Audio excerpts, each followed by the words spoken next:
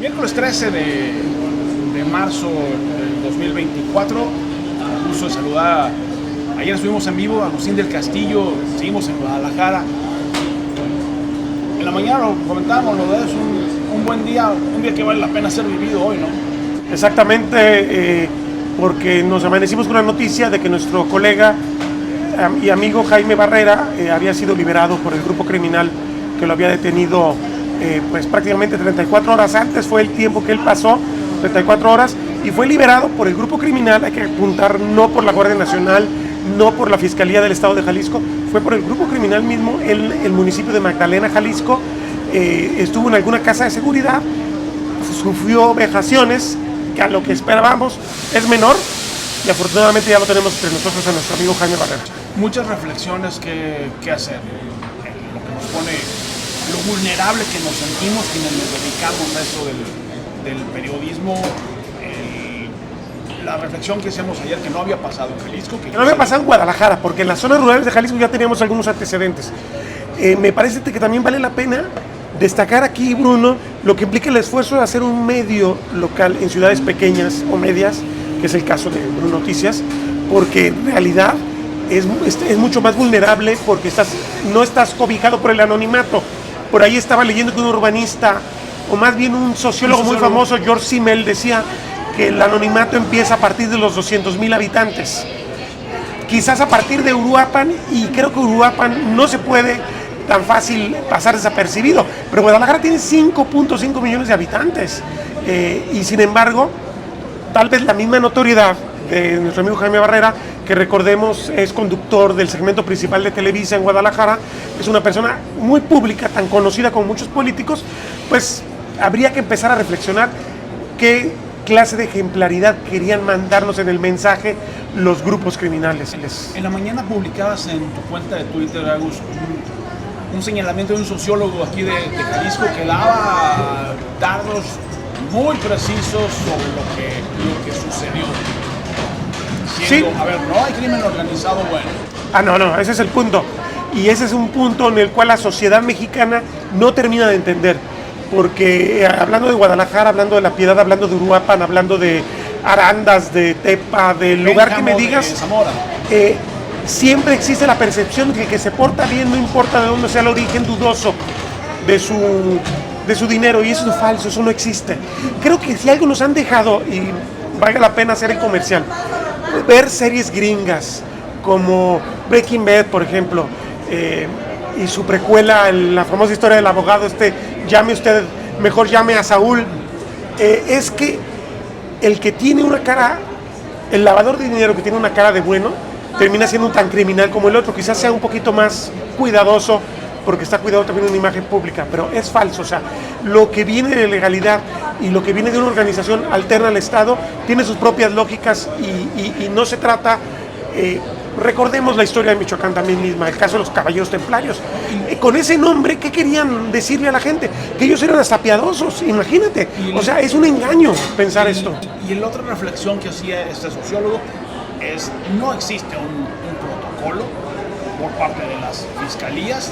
Lo que mencionabas, fue liberado, no hubo un operativo. Lo que reflexionábamos ayer, decía, en la carretera no vi filtros, no había una autoridad presente. Fue una hora de la presión social misma. Sí, y algunos trataban de desacreditar lo de la presión social. Yo digo que fue la presión social. Fue vital que lo supiéramos pronto, y fue vital que se pusiera en redes pronto, y fue vital la manifestación a la que acudimos ayer, fue vital que se hiciera un eco, incluso nacional, porque salió en muchos grandes medios el tema de Jaime Barrera. Fue vital para que se la pensaran. Uno no puede, aquí podemos especular, ¿querían darle un susto o no? ¿Querían eliminarlo o no?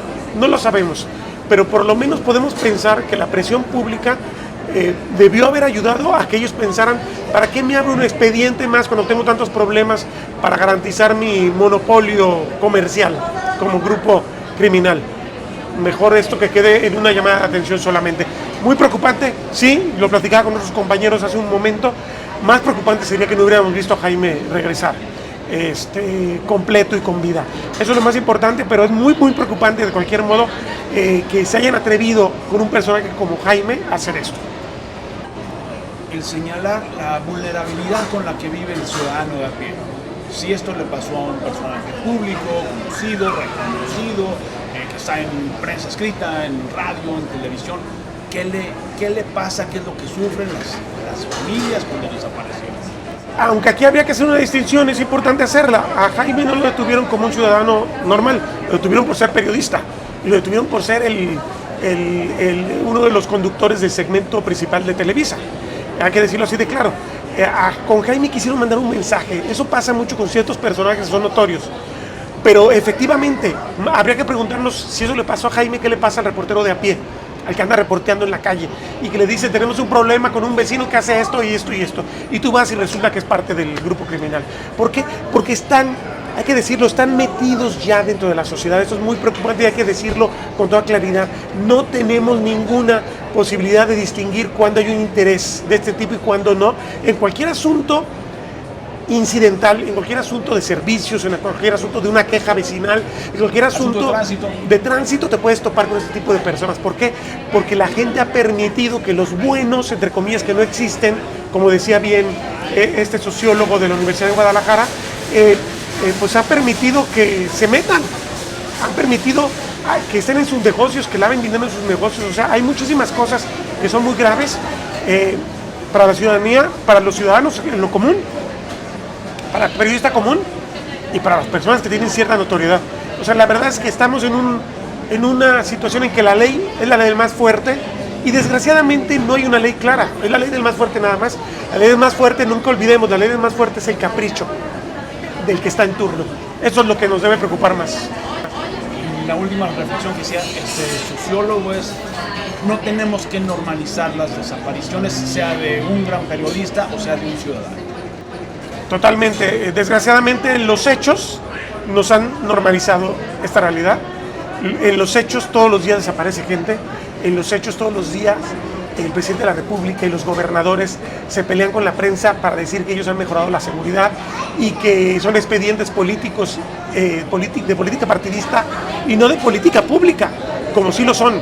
O sea, me parece gravísimo que el Estado renuncie a su obligación, claudique ante los grupos criminales. Eso lo estamos viendo en el día a día de México y esto es gravísimo porque estamos indefensos. Lo peor del asunto es que pagamos impuestos para que ese Estado nos defienda.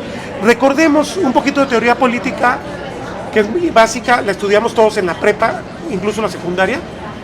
La primera razón de la existencia del Estado es que te brinda la seguridad de que tu vecino no te va a matar.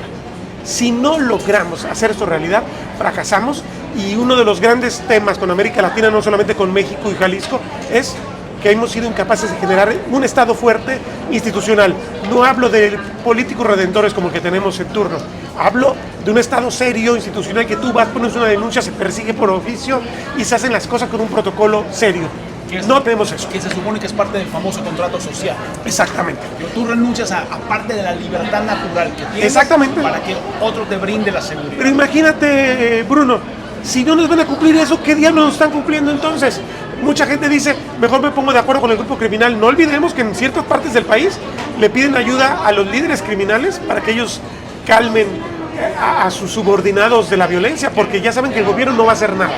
¿Qué pasó con la petición de la Iglesia Católica en Guerrero, ¿no? De hecho, hablaron con ellos y con las mujeres birráricas, en el caso del norte de Jalisco también, que le hablaron directamente al líder del cártel Jalisco Nueva Generación para que detuviera a su líder regional, que estaba haciendo cosas psicóticas en contra de la población civil. Sí, esto es muy desafortunado porque implica el reconocimiento de una autoridad alterna a la verdadera autoridad, y entonces este es el fracaso del modelo de Estado nacional.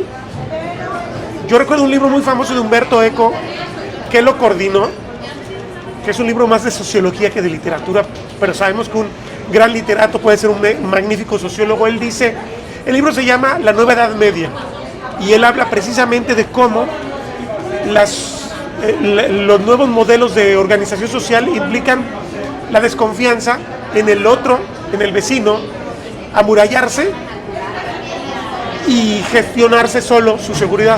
Eso es la Edad Media. Eso es algo que se vivió hace 1000 años en Europa y que en América Latina se está reproduciendo, lamentablemente, porque eso es el desastre absoluto del Estado nacional. Empezando después todas esas reflexiones, bienvenido Jaime de nuevo.